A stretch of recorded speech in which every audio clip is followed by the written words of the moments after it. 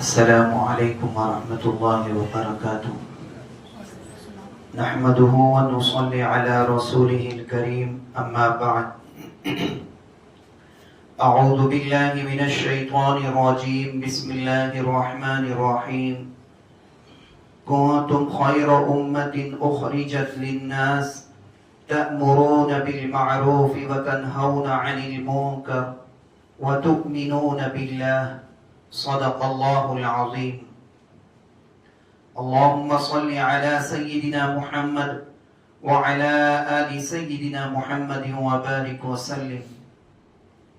محترم دوستوں اور بزرگوں،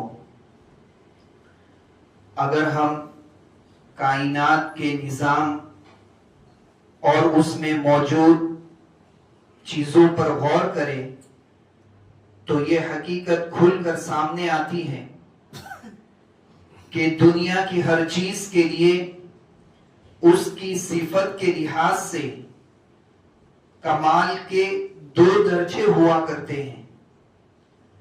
پہلا درجہ یہ ہے کہ وہ چیز اپنی ذات کی حد تک اپنی صفت میں انتہا کو پہنچ جائے،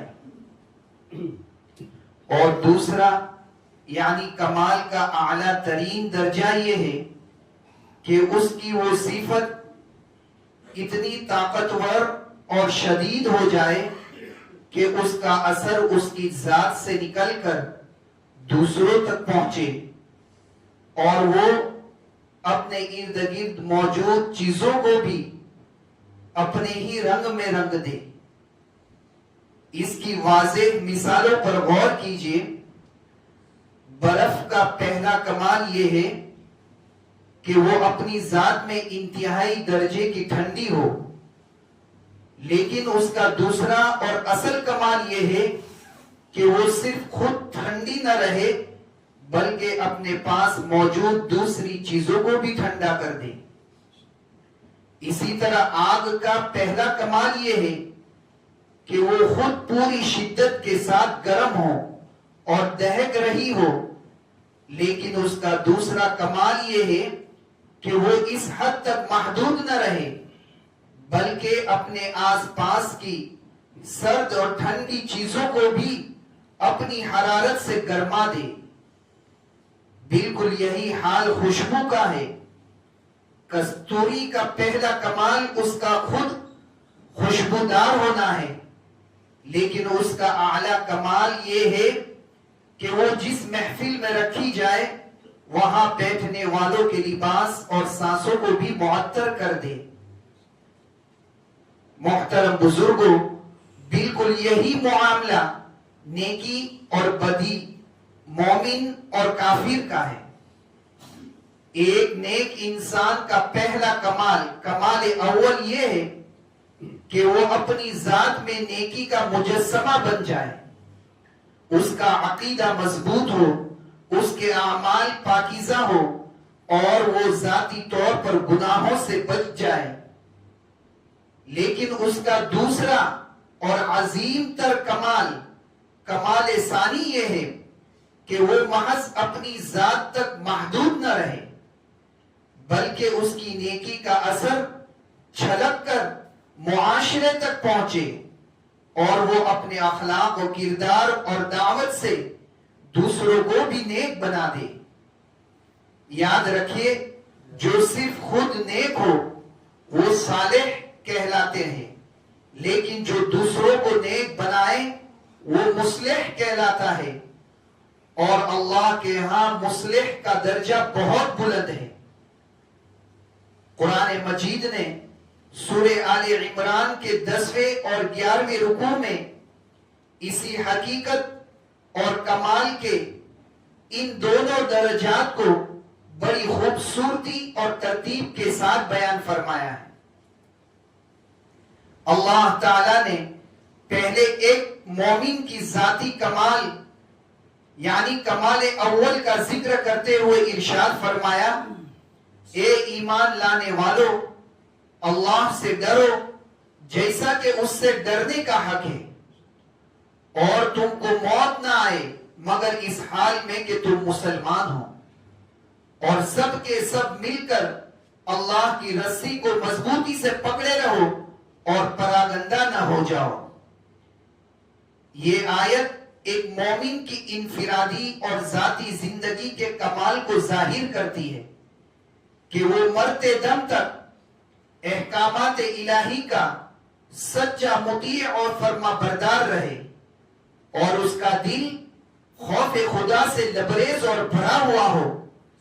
لیکن چونکہ دین اسلام صرف انفرادی عبادات کا نام نہیں بلکہ ایک اجتماعی اور عملی زندگی کا دین ہے، اس لیے اللہ تعالیٰ نے کمال کا دوسرا درجہ جو ایک مسلمان کو مکمل اور اعلیٰ ترین مومن بناتا ہے فوراً اگلی آیت میں بیان فرما دیا۔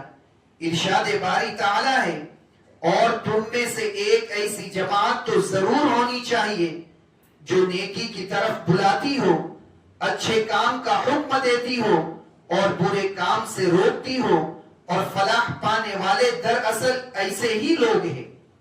اس آیت نے واضح کر دیا کہ سچی کامیابی اور فلاح صرف مصلے پر بیٹھ کر تسبیح پڑھنے میں نہیں بلکہ میدان عمل میں اتر کر برائی کا راستہ روکنے اور نیکی کو غالب کرنے میں ہے۔ محترم حاضرین، پھر یاد رکھیے کہ اس کمال ثانی یعنی دوسروں کو نیکی کی طرف بلانے کے بھی کئی درجات اور مراتب ہیں۔ ایک موم بتی تاریکی میں روشنی تو دیتی ہے لیکن اس کی روشنی محض ایک چھوٹے سے کمرے تک محدود رہتی ہے۔ ایک بلب اس سے کچھ زیادہ یعنی ایک بڑے ہال کو روشن کر دیتا ہے۔ چاند کی روشنی اس سے بھی وسیع ہوتی ہے مگر اس میں تمازت اور حرارت اور گرمی نہیں ہوتی۔ لیکن ذرا سورج کو دیکھیے، جب وہ طلوع ہوتا ہے تو وہ کسی ایک گھر، ایک محلے یا ایک شہر کو نہیں بلکہ پورے نظام شمسی کو منور کر دیتا ہے، اندھیروں کے سینہ چاک کر دیتا ہے اور زمین کے ذرے ذرے کو حرارت اور زندگی بخشتا ہے۔ ایک سچے اور کامل مومن کا نصب العین کسی موم بتی یا بلب کی طرح محدود نہیں ہونا چاہیے بلکہ اس کا ہدف تو روحانی اور اخلاقی سورج بننا چاہیے۔ اس کا کام یہ ہے کہ وہ پوری دنیا میں اللہ کا نمائندہ اور خلیفہ بن کر اٹھے۔ ایک سچے اور کامل مومن کا نصب العین کسی موم بتی یا بلب کی طرح محدود نہیں ہونا چاہیے بلکہ اس کا ہدف تو روحانی اخلاقی سورج بننا چاہیے۔ مومن کا کام یہ ہے کہ وہ پوری دنیا میں اللہ کا نمائندہ اور خلیفہ بن کر اٹھے، نیکی کو کائنات کے کونے کونے میں پھیلائے اور برائی اور منکرات کا جڑ سے خاتمہ فرما دے۔ ہمیں یہ عظیم مقصد دے کر ہی دنیا میں بھیجا گیا ہے۔ ہم کوئی عام امت نہیں بلکہ ہمیں ایک خاص ذمہ داری دے کر برپا کیا گیا ہے۔ اسی عظیم الشان مقصد حیات کی طرف اشارہ کرتے ہوئے اللہ رب العزت نے اس امت کے سینے پر خیر امت، بہترین امت کا تمغہ سجایا اور ارشاد فرمایا، تم بہترین امت ہو جسے نوع انسانی کی رہنمائی اور بھلائی کے لیے نکالا گیا ہے۔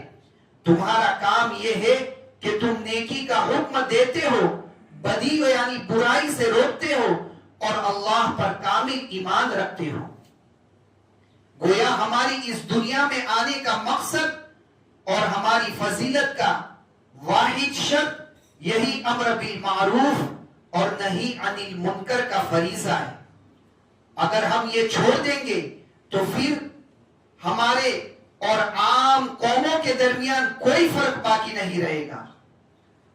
محترم حضرات، آج اگر ہم اپنے معاشرے کا حالات کا بغور جائزہ لیں تو ایک انتہائی افسوسناک بلکہ ہولناک صورتحال سامنے آتی ہے۔ ہم دیکھتے ہیں کہ امر بالمعروف یعنی نیکی کا حکم دینا یہ تو کسی نہ کسی درجے میں پایا جاتا ہے. ہم مسجدیں بھی آباد کر لیتے ہیں, لوگوں کو نماز روزے اور صدقات کی تلقین بھی کر لیتے ہیں, لیکن نہیں عن المنکر برائی سے روکنے کے معاملے میں ہم سے مجرمانہ اور ہلاکت خیز کوتاہی ہو رہی ہے. ہم نے دین کو صرف چند ذاتی عبادات تک محدود کر لیا ہے اور معاشرتی بگاڑ کے سامنے خاموشی سے ہتھیار ڈال دیے ہیں.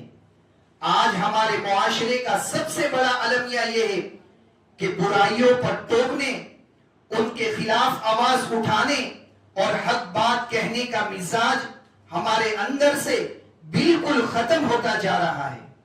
ہم نے طرح طرح کے عذر تراش لیے ہیں. ہم سوچتے ہیں کہ یہ تو اس کا ذاتی معاملہ ہے, میں کیوں بولوں؟ اگر میں نے اسے گناہ سے روکا تو وہ برا مان جائے گا, خاندان میں دوریاں پیدا ہو جائے گی یا دوستی خراب ہو جائے گی. ذرا سوچئے, ہم نے لوگوں کی ناراضگی اور تعلقات ٹوٹنے کے خوف کو اللہ کی ناراضگی کے خوف پر ترجیح دے رکھی ہے. باطل کے سامنے ہماری یہ خاموشی اور چشم پوشی دراصل دین کے معاملے میں مداہنت یعنی کمزوری ہے. یاد رکھیے, جس طرح مشک کی خوشبو اگر قریب بیٹھے شخص کو بھی محسوس نہ ہو تو وہ مشک کہلانے کے لائق نہیں, اور چراغ کی روشنی اگر اپنے ارد گرد اندھیرے کو نہ چیرے اور ماحول کو روشن نہ کرے تو وہ چراغ نہیں کہلاتا. بالکل اسی طرح ایک مسلمان اپنے چاروں طرف بدی یعنی برائی کو پھلتا پھولتا دیکھے, گناہوں کی محفلیں سجتی دیکھے اور اسے روکے نہیں, تو یہ اس بات کی واضح اور صاف دلیل ہے کہ اس کے اندر خوف خدا کی آگ ٹھنڈی یعنی سرد پڑ گئی ہے اور ایمان کی روشنی انتہائی مدھم ہو چکی ہے. مردہ جسم پر خنجر بھی چلا دیا جائے تو اسے تکلیف نہیں ہوتی, بیائی نہیں. جب انسان کا دل ایمانی لحاظ سے مردہ ہو جائے تو معاشرے میں پھیلتی ہوئی بے حیائی اور گناہوں سے اسے کوئی بے چینی یا تکلیف محسوس نہیں ہوتی. اس حوالے سے رہبر انسانیت نبی کریم صلی اللہ علیہ وسلم کا واضح اور دو ٹوک فرمان ہماری رہنمائی کے لیے موجود ہے. آپ صلی اللہ علیہ وسلم نے ارشاد فرمایا, تم میں سے جو کوئی برائی کو دیکھے تو لازم اور ضروری ہے کہ اس کو اپنے ہاتھ سے بدل دے, اور اگر اس کی طاقت نہ ہو تو زبان سے روکے, اور اگر اس کی بھی طاقت نہ ہو تو کم از کم دل میں اس کو برا سمجھے اور اسے مٹانے کی خواہش رکھے, اور یہ ایمان کا کمزور ترین درجہ ہے. اس حدیث مبارک نے ہم پر یہ واضح کر دیا کہ برائی کے خلاف چپ رہنا اسلام میں کوئی آپشن نہیں ہے. جس کے پاس جس قدر اختیار ہے, جس قدر طاقت ہے, وہ اسی قدر جواب دہ ہے. جو صاحب اختیار ہے جیسے حاکم وقت یا گھر کا سربراہ اور والد, اس پر فرض ہے کہ برائی کو اپنے ہاتھ اور طاقت سے روکے. جو طاقت نہیں رکھتا لیکن سمجھا سکتا ہے وہ زبان سے روکے, اور اگر کوئی اتنا بے بس ہے کہ زبان بھی نہیں کھول سکتا تو آخری اور کمزور ترین درجہ یہ ہے کہ دل میں اس برائی سے شدید نفرت کرے, اس برے ماحول سے خود کو الگ کر لے اور اس برائی کے مٹنے کی تڑپ رکھے. محترم دوستو, جس دل میں برائی اور گناہ سے نفرت تک نہ رہے اور جو گناہ ہوتے دیکھ کر بھی مطمئن رہے, اس دل میں رائی کے دانے کے برابر بھی ایمان باقی نہیں رہتا. ایمان اور برائی پر رضامندی اور خوشی, یہ دونوں چیزیں ایک دل میں کبھی جمع نہیں ہو سکتی. محترم حضرات, اگر ہم معاشرے میں پھیلتی ہوئی برائیوں کو دیکھ کر خاموش تماشائی بنے رہیں گے اور یہ سوچ کر مصلحت کی چادر اوڑھ لیں گے کہ ہمارا کیا نقصان ہو رہا ہے, تو یاد رکھیے یہ مجرمانہ خاموشی اور بے حسی پورے معاشرے کو تباہی کے گار میں دھکیل دے گا۔ تاریخ گواہ ہے کہ جب کوئی قوم برائیوں سے سمجھوتا کر لیتی ہے اور ظالموں کا ہاتھ نہیں پکڑتی تو اس پر اللہ کا عذاب حق ہو جاتا ہے۔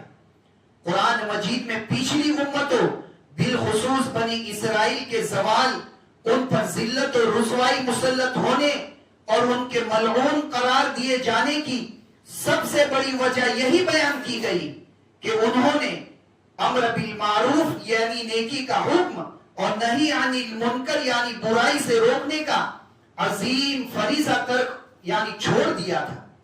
اللہ رب العزت کا واضح ارشاد ہے، بنی اسرائیل میں سے جن لوگوں نے کفر کیا ان پر داؤد علیہ السلام اور عیسیٰ بن مریم علیہ السلام کی زبان سے لعنت کی گئی۔ یہ اس لیے ہوا کہ انہوں نے سرکشی کی اور وہ حد سے گزر جاتے تھے۔ وہ ایک دوسرے کو برے کام کرتے ہوئے دیکھ کر بھی روکتے نہ تھے، اور یہ بہت بری بات تھی جو وہ یہ کرتے تھے۔ ذرا غور کیجئے، ایسا نہیں تھا کہ ان لوگوں نے بالکل ہی عبادت چھوڑ دی تھی۔ وہ عبادت گاہوں میں جاتے ہوں گے، لیکن جب ان کے بازاروں، محفلوں اور گھروں میں اعلانیہ گناہ ہونے لگے اور نیک لوگوں نے گناہوں گاروں کو ٹوکنے کے بجائے ان کے ساتھ اٹھنا بیٹھنا شروع کر دیا تو ان کی ذاتی نیکیاں انہیں اللہ کی لعنت اور عذاب سے نہ بچا سکی۔ رسول اللہ صلی اللہ علیہ وسلم نے بھی اس خاموشی کے حوالے سے امت کو انتہائی سخت وعید سنائی ہے۔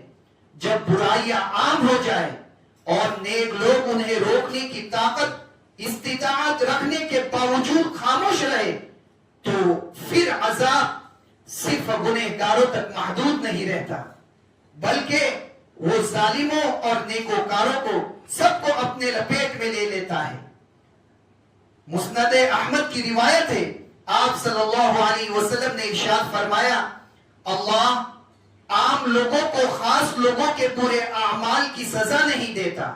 اللہ عام لوگوں کو خاص لوگوں کے برے اعمال کی سزا نہیں دیتا جب تک کہ نوبت یہاں تک نہ پہنچ جائے کہ وہ اپنے سامنے برے کام ہوتے دیکھے اور ان کو روکنے کی قدرت رکھتے ہو اور پھر نہ روکے۔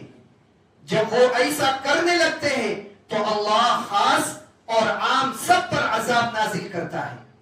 اس کا سیدھا سا مطلب یہ ہے کہ جب کسی بستی میں آگ لگتی ہے اور اسے بجھانے کی کوشش نہ کی جائے تو پھر وہ آگ نیکوکاروں کی جھونپڑی اور گنہگاروں کے محل دونوں کو جلا کر راکھ کر دیتی ہے۔ ایک اور موقع پر اس فریضے کی اہمیت اور اسے چھوڑنے کے ہولناک انجام کو بیان کرتے ہوئے نبی رحمت صلی اللہ علیہ وسلم نے قسم کھا کر انتہائی جلال کے ساتھ امت کو متنبہ فرمایا اس ذات کی قسم جس کے ہاتھ میں میری جان ہے، تم پر لازم اور ضروری ہے کہ نیکی کا حکم دو، بدی سے روکو اور بدکار کا ہاتھ پکڑ لو اور اسے حق کی طرف موڑ دو، ورنہ اللہ تمہارے دلوں کی برائیاں ایک دوسرے پر مسلط کر دے گا یا تم پر اسی طرح لعنت کرے گا جس طرح بنی اسرائیل پر کی۔ اس حدیث پاک میں بدکار کا ہاتھ پکڑ لو کے الفاظ میں کتنی زبردست تاکید ہے، یعنی محض دل میں برا جاننا یا دور کھڑے ہو کر افسوس کرنا کافی نہیں، بلکہ برائی کو روکنے کے لیے عملی اور مؤثر قدم اٹھانا فرض ہے۔ محترم حضرات، ان احادیث اور قرآنی آیات سے یہ بات بالکل واضح ہو جاتی ہے کہ مسلمانوں کے معاشرے میں کم از کم ایک فعال جماعت کا ایسا ہونا فرض عین ہے جو حق کی آواز بلند کرتی رہے، داعی الی الخیر ہو جو نیکی کی طرف بلاتی ہو اور شر کی ظلمت کا سینہ چاک کرتی ہو۔ اگر ایسا نہ ہوا اور ہم سب مصلحت کا شکار ہو گئے تو پھر ہمارا بے حیثیت امت اللہ کے عذاب اور اس کی لعنت سے بچ جانا محال ہے۔ یہ فریضہ ہی ہماری بقا کا ضامن ہے، بصورت دیگر ہلاکت ہمارا مقدر بن جائے گی۔ محترم حاضرین، یہ بات تو بالکل واضح ہو گئی کہ امر بالمعروف نیکی کا حکم اور نہی عن المنکر ایک فرض عظیم ہے. لیکن یاد رکھیے دین اسلام نے جہاں مقاصد کی پاکیزگی پر زور دیا ہے، وہی ان مقاصد کو حاصل کرنے کے طریقوں اور آداب کو بھی انتہائی اہمیت دی ہے. اس فریضے کی ادائیگی جہاں انتہائی ضروری ہے، وہی شریعت نے اس کے کچھ نہایت اہم آداب بھی مقرر کیے. ان آداب کو ملحوظ رکھنا اس لیے لازم ہے تاکہ ہمارا یہ عمل فتنہ و فساد اور دنیا پیدا کرنے کے بجائے معاشرے میں حقیقی اصلاح اور جوڑ کا ذریعہ بنے. اس میں سب سے پہلا کہ علم اور بصیرت. پہلی شرط یہ ہے کہ انسان کے اندر علم اور بصیرت ہو. ایک داعی اور مصلح کو یہ قطعی علم ہونا چاہیے کہ وہ جس کام کا حکم دے رہا ہے کیا واقعی شریعت میں وہ معروف یعنی نیکی ہے، اور جس کام سے روک رہا ہے کیا وہ شریعت کی نگاہ میں منکر یعنی برائی ہے. محض اپنے گمان، سنی سنائی باتوں یا اپنے علاقے کے رسم و رواج کی بنیاد پر کسی کو گنہگار نہیں ٹھہرانا چاہیے. بغیر علم کے اصلاح کی کوشش بعض اوقات اصلاح سے زیادہ بگاڑ کا سبب بن جاتا ہے. دوسرا، حکمت اور نرمی. دعوت و اصلاح کے کام میں حکمت، دانائی اور نرمی سب سے بڑی اور طاقتور شرط ہے. اللہ تعالیٰ نے قرآن مجید میں فرمایا اپنے رب کے راستے کی طرف حکمت اور بہترین نصیحت کے ساتھ بلائے. ہمیں یہ بات سمجھنی چاہیے کہ سختی، طعنہ زنی یا لوگوں کے سامنے ذلیل کرنے کے انداز سے کبھی کسی کے دل میں نیکی کی محبت پیدا نہیں ہوتی، بلکہ اس سے ہمیشہ ضد، انا اور بغاوت جنم لیتی ہے. ذرا سوچئے، فرعون جیسا ظالم اور خدا کا باغی جب اللہ نے حضرت موسیٰ اور حضرت ہارون علیہ السلام کو اس کے پاس بھیجا تو کیا تلقین فرمائی؟ اللہ نے کیا فرمایا؟ فرمایا اس سے نرمی کے ساتھ بات کرنا، شاید وہ نصیحت پکڑ لے یا ڈر جائے. جب فرعون جیسے متکبر کے لیے نرم گفتگو کا حکم ہے تو ہمارے گنہگار مسلمان بھائی تو پھر بھی کلمہ گو ہے. وہ سختی اور تذلیل کے کیسے مستحق ہو سکتے ہیں؟ برائی سے روکتے وقت ہمارے لہجے سے تکبر نہیں بلکہ ہمدردی اور خیر خواہی جھلکنی چاہیے. نمبر 3، قول و فعل کی یکسانیت. ایک داعی حق کے لیے یہ لازم ہے کہ اس کے قول، بات اور اس کے کام میں تضاد نہ ہو. وہ جس نیکی کا حکم دے رہا ہے پہلے خود اس کا پابند ہو، اور جس برائی سے معاشرے کو روک رہا ہے پہلے خود اس سے اپنا دامن بچانے والا ہو. قرآن مجید میں سختی سے پوچھا گیا تم وہ بات کیوں کہتے ہو جو خود نہیں کرتے.